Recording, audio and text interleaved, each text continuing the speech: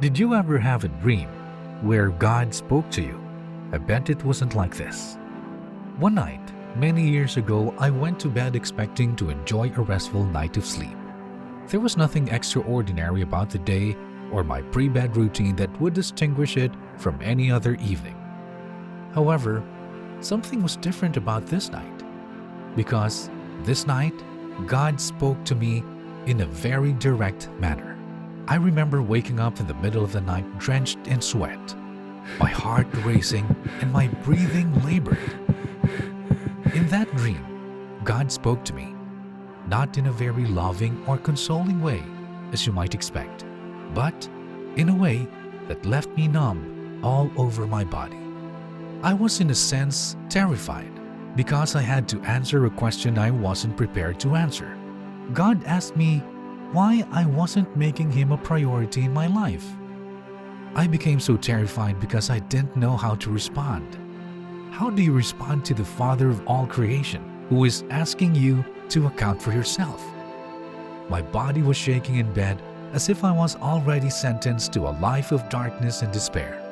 All I remember was begging for mercy and asking for another chance to repent.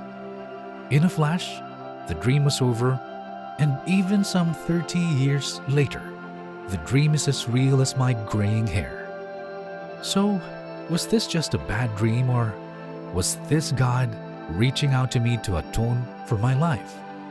Hard for me to say, really, but I wasn't about to push the envelope. I took this as a sign that changes were necessary. Perhaps not all that much different than what Charles Dickens wrote in his classic A Christmas Carol. A similar parallel where Ebenezer Scrooge is haunted by three spirits, and in the end, he experiences a complete conversion of heart. So, while you may never have dreamt a dream like this, what happens if you do tonight? How would you respond? What would you say? Would you tremble in fear, knowing that you haven't made Him a priority or wasn't giving Him your best?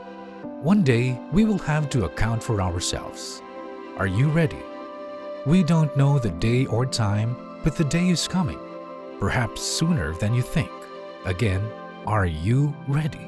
Someone once told me that hell can be defined as looking back on the life you could have lived or the lives of the people you could have touched, but failed to because of the choices that were made. That's all we have is choices. Choices to make a difference or not.